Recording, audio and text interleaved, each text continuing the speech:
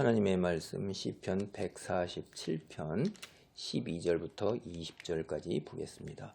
147편도 146편서부터 할렐루야 찬송이에요.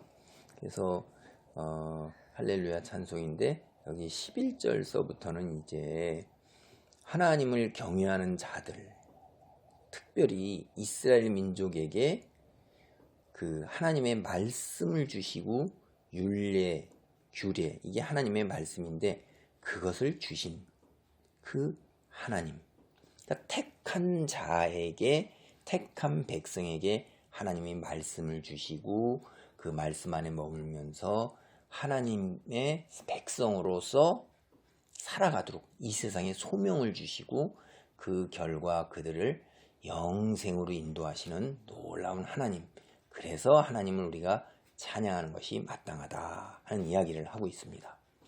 12절입니다. 예루살렘아 여호와를 찬송할지어다. 시온아 내 하나님을 찬양할지어다.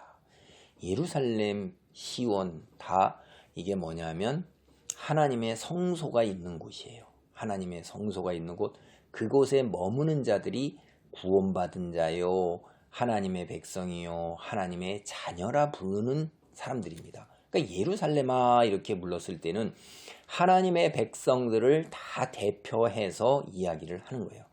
하나님을 믿는 백성들이여 하나님을 찬송하시기 바랍니다.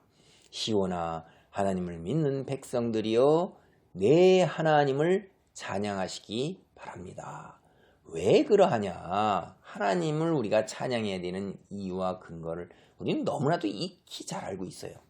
13절입니다. 그가 내 문빗장을 견고히 하시고 내 가운데 있는 너의 자녀들에게 복을 주셨으며 내 경례를 편안하게 하시고 아름다운 밀로 너를 배불리시며.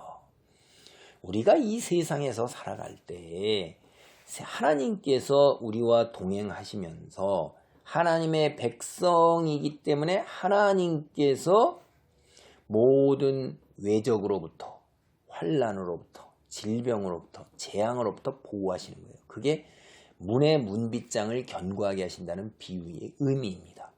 그 다음에 이 세상에서 우리가 살아갈 때 이 가정을 이루게 하시고 우리의 그 생명이 이어가도록 자녀들을 주셨고 그 자녀들에게 복을 주셔요. 그것이 하나님께서 이루어 가시는 우리가 받는 이 세상에서 받는 분복입니다. 그래서 문빗장을 견고히 했기 때문에 우리가 사는 땅, 우리 발로 밟는 땅에 전쟁이 없어요. 평안이 있는 것입니다. 그 다음에 기근이 없고 흉년이 없는 거예요. 여기 아름다운 밀이라는 것은 영어로 보면 finest예요. fine이라는 뜻은 건 아주 곱게 간 거라 이런 얘기죠. 그러니까 아주 튼튼한 통밀을 잘 갈아가지고서 그 고운 가루가 우리의 입으로 들어가게 되는 것입니다. 그러니까 이거는 상징적인 게 재물의 목도 하나님께서 다 채우신다 이 말이에요. 그러니까 우리가 하나님을 찬양할 수밖에 없는 거죠. 15절입니다. 그의 명령을 땅에 보내시니 그의 말씀이 속히 달리는도다. 눈을 양털같이 내리시며 서리를 채같이 흩으시며 우박을 떡부스러기같이 뿌리시나니 누가 능히 그의 추위를 감당하리요. 그의 말씀을 보내사 그것들을 녹이시고 바람을 불게 하신즉 물이 흐르는도다. 15절에 보면 그의 명령을 땅에 보내셔요. 말씀이 속히 달린다는 거예요. 이게 비유죠. 18절도 그의 말씀을 보낸다 이 말이에요. 하나님은 당신이 전지전능하시기 때문에 말로 이야기하면 그것이 그대로 시행되고 이루어지는 전지전능하신 분이에요. 세상에 다른 신들은 그런 분들이 없어요. 우리 인간들은 한번 생각해 보세요. 눈을 양털같이 내리기 위해서는 우리가 얼마나 많은 노력을 해야 돼요.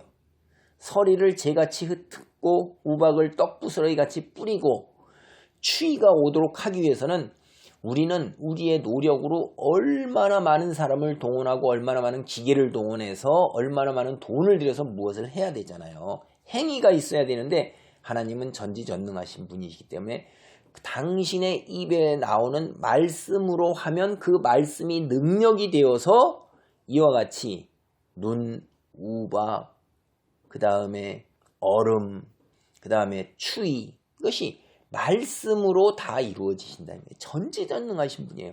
당신이 다스리는 이 세상도 하나님이 말씀으로 창조하신 거예요. 그래서 요한복음이 뭐라고 그래요?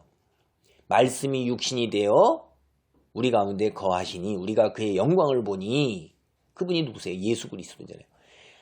하나님이 말씀이 육신이 되었다는 건 하나님이 그렇게 말씀을 하시면 그 말씀대로 이루어지는 거예요. 그 말이 곧 구체화돼서 나타난 분이 누구시냐면 예수 그리스도란 말이에요. 그러니까 하나님이 이런 전지전능하신 분인데, 여기에는 보면 우리가 이런 것들이, 여러분, 재가 흐트러져서 사람들 독종이 생겼고 우박이 내려가지고선 농작물이 다 큰 피해를 보았고, 메뚜기를 보내가지고서 다 재앙을 일으키시고, 이게 뭐예요? 10가지 재앙 기억나시죠? 애굽 땅에. 다 말씀으로 이루어지는 거잖아요. 그래서 하나님은 전지전능하신 분이세요. 우리가 믿는 하나님이 이런 분입니다. 그리고 19절, 그가 그의 말씀을 야곱에게 보이시며 그의 율례와 규례를 이스라엘에게 보이시는도다. 야곱이 이스라엘이에요. 그래서 이스라엘 민족에게, 하나님의 백성에게 뭘 했냐면 율례와 규례를 주신 거예요. 율례와 규례를 주셨다는 것은 모세를 통하여 하나님의 백성으로서 세상과 구별된 삶을 살 수 있도록 하나님이 성경 말씀을 주셨잖아요. 하나님의 말씀을 주심으로 말미암아 그들이 하나님의 말씀을 갖게 되었고, 그것을 토라라고 부릅니다. 그 토라라는 것이 창세기, 출애굽기, 레위기, 민수기, 신명기 이렇게 얘기를 하는 거예요. 그게 율법서란 말이에요. 기본적으로 그거를 하나님께 받아서 그것을 가지고 세상과 구별된 삶을 살면서 그들이 창조주 하나님이 계시다는 것을 세상에 드러내야 됐었어요. 그래서 하나님이 그들을 택하시고 말씀을 주신 거예요. 20절, 그는 어느 민족에게도 이와 같이 행하지 아니하셨나니 그들은 그의 법도를 알지 못하였도다. 이스라엘 민족 외에는 하나님의 말씀을 알지 못하고 하나님 말씀에 순종하게 살아가는 방법을 알지 못한 거예요. 하나님께서는 특별히 그들을 택하셔서 이렇게 하신 것은 하나님의 말씀대로 사는 모습을 세상에 빛으로 드러내라고 택하신 거라 이 말이에요. 그러니까 그 소명을 못 감당했을 때는 하나님은 어떻게 하셔요? 언약을 맺었잖아요. 이스라엘 민족이 우리가 그 죄값을 감당하리다 라고 했기 때문에 하나님께서는 이스라엘 민족에게 특별히 택해서 세우고 말씀을 주신 그 책무를 감당하도록 하셨고, 책무를 감당할 때에 하나님께서 이러한 놀라운 복으로 함께 하신다는 거예요. 세상에서도 문빗장이 견고하게 되고 자녀가 복을 받고 경내가 평안하고 아름다운 밀로 우리가 배를 부르는 거예요. 주께서 자연까지도 하나님이 다 다스리는 하나님이 눈과 우박과 서리와 이런 것이 우리 농사하고 직결되는 거죠. 우리의 삶과 직결되는 이 모든 것, 추위 이런 것까지 하나님이 다 다스리면서 우리에게 복을 주신다는 놀라운 이야기를 하는 거예요. 이스라엘 민족들은 살아계신 하나님을 이 땅에서 살면서 온몸으로 다 겪은 사람들이에요. 만나로 먹였죠. 생명의 반석에서는 물로 먹였죠. 외적의 침입에서 문빗장을 단단히 하게 되는 것들을 너무나도 많은 경험을 했던 거예요. 다윗 왕의 경험 이전에 사사기 시대에도 경험을 했어요. 그럼에도 불구하고 그들이 하나님께서 맡겨주신 소명을 감당하지 못하는 것을 우리는 압니다. 오늘 우리는 어떻습니까? 영적 이스라엘인 우리 그리스도를 믿는 사람들은 이와 같이 우리가 하나님이 주신 말씀 안에 머물면서 그 법도 안에 머물면서 세상 사람들과 구별된 거룩한 삶으로 하나님의 영광을, 하나님의 살아계심을 우리의 삶 속에서 빛으로 드러내는 자리에 있습니까? 한번 생각해 보시기 바랍니다. 만약 우리가 그렇게 성숙한 경지에 있고 하나님의 참된 백성의 자리에 있다면 하나님께서 우리에게 이런 복을 약속하신 것을 궁극적으로 누리는 거예요. 세상에서 때로 누리지 못할 수도 있어요. 그거는 우리가 기쁜 뜻이 있어 잘 모릅니다. 그러나 궁극적으로 잠깐 누리지 못할 수도 있지만은 영원한 시간에 너무나도 오랜 세월 속에서는 하나님이 주신 이런 분복을 분명히 약속하셨으니 그대로 누리실 줄 우리는 믿는 것입니다. 하나님의 놀라운 소명 잘 감당하는 빛된 자리에 있어서 주께서 약속하신 이런 귀한 복을 온전하게 누리시기 바랍니다. 아멘.